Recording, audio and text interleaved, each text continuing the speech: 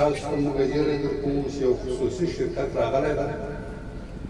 موږ له هغه سره خبرې کړې ده چې هغه په خپله سرمایه‌ګزاري سره د کلکوش بند جوړوي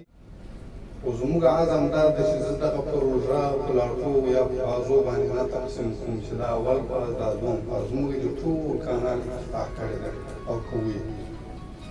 او تاسو ته ډېر هیله کوو په دې سره شاید 15,000 هکتاره ځمکه خړوبه شي په هغې خواته بیا تقریبا 15,000 هکتاره ځمکه پاته کېږي چې مجموعاً 10,000 هکتاره کېږي د هغې دپاره لا تر اوسه پورې په ظاهري امکانات که موږ وګورو خو څه تصمیم نه ده نیول شوی خدای ته نه ده تاسو ته موږ ډېره درکوو چې یو خصوصي شرکت راغلی ده موږ له هغه سره خبرې کړې ده چې هغه په خپله سرمایه‌ګزاري سره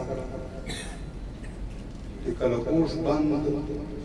جوړوي چې کله هغه جوړ شو نو بیا د اوبو فشار به اضافه کېږي په دې کانال باندې 15,000 هکتاره تر مهترلام بابا زیارت پورې دا څومره دښته ده دا به ټول خړوبېږي هېڅ به نه پاتې کېږي او ډېر ژر به انشاءالله موږ هغه هم قرارداد له خصوصي شرکت سره وکړو